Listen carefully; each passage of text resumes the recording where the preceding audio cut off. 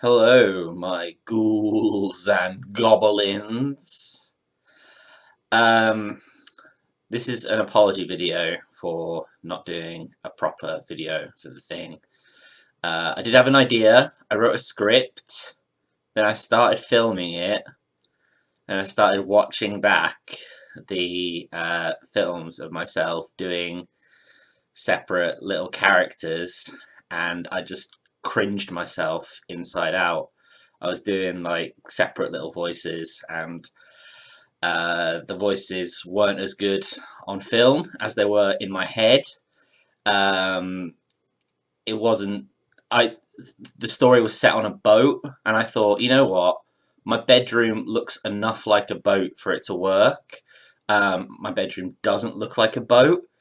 These were clearly. I imagined the audience be confused why I was acting like I was on a boat while clearly in my bedroom. Um, there were a bunch of problems with it. I had eyes bigger than my stomach. It didn't work. Um, so soz. I'll tell you what the film was going to be though. Maybe I'll just do this as sort of like a spooky story, and that'll be my version. So settle in. Ooh. So the place, the Pacific Ocean, just off the coast of North America. The cast. This boat has been chartered by an elusive and volatile millionaire, Dr. William Killian. Dr. William Killian has first interests, pre-Columbian history, mythology, and marine biology. Also aboard is Jim Jamies, a veteran of the Royal Navy, and now a boat hand for hire. And finally, Dr. Alex Gazalik, a graduate of marine biology from the University of California. These three set out on their boat. Seemingly, they think, the two of them at least, besides Dr. Killian, think they're on a standard sort of exploratory expedition. See what they can find. Look for little animals and that.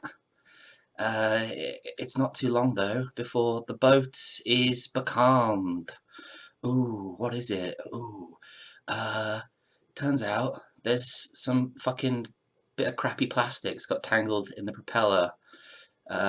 Dr. Killian is furious. He's like, why is this going on? I just want to remind you again that I was acting these parts out and it was horrible. I'm not going to share that at all. Jim Jamies, the seasoned seaman, takes on the role of going down below the hull to disentangle the propeller and get them back on their way. They keep going. Things seem to be going all right. Dr. Killian has an idea of where they want to go. He's got a big map in his room. He has X's pointing out where they need to be, when they need to be. It's almost like he's tracking something, but what? We'll soon find out. Dr. Gazalik, she's starting to have reservations. It's been a few days, and she's only seen the odd glimpse of her benefactor, the man running this cruise, Dr. Killian. He's odd. She's out of university. She wants to get as much field work as she can. But the proper legitimate university funded expeditions, they're hard to get onto, very competitive. So she's lowering her standards a bit. She's seeing, okay, this is an eccentric millionaire, it might be a bit weird, but whatever, it's something to do. I can get some experience, maybe publish a paper out of it. She's a young, ambitious woman. She's trying to do what she can. We eventually find out what it is Dr. Killian has been searching for. A elusive and potentially, or so the world thinks, mythological creature known as the Hadean Nautilus. This is a squid-like creature, a nautilus-like creature. So if you don't know, that's a squid with a shell, but hugely even than a giant squid.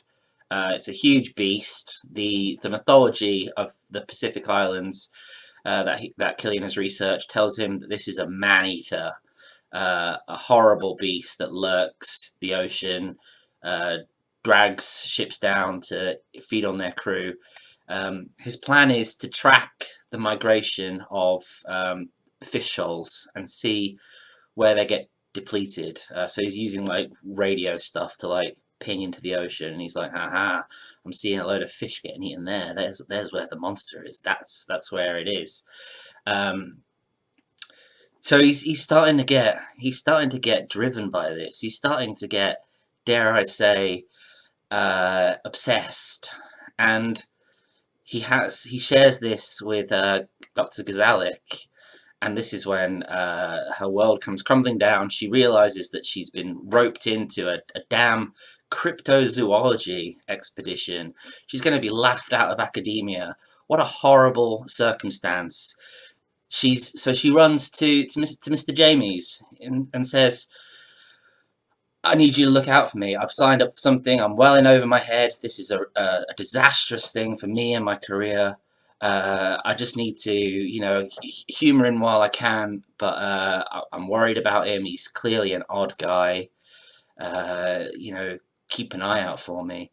And the story comes to a conclusion where Dr. Killian has a brainwave regarding how to attract and capture the Hadean Nautilus by giving it what it wants: human blood. So he remembers what happened earlier in the cruise, the plastic that got wrapped up in the ship's propeller, and thinks, I'll go into our ship's store, I'll unwrap the plastic wrap from the food stores, I'll throw it under, just sort of feed it in, hope that it gets clogged in, and it does. He sounds the alarm. He wakes up Jamie's and Kazalik and says, "You fools! You fools! We're going to miss our next appointment to catch this monster.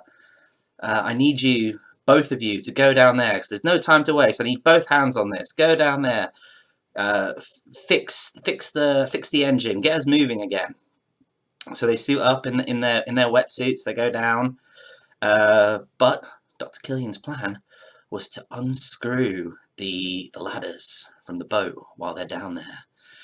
He goes down, wrench, screw, takes them off, reveals to the two of them what he's done.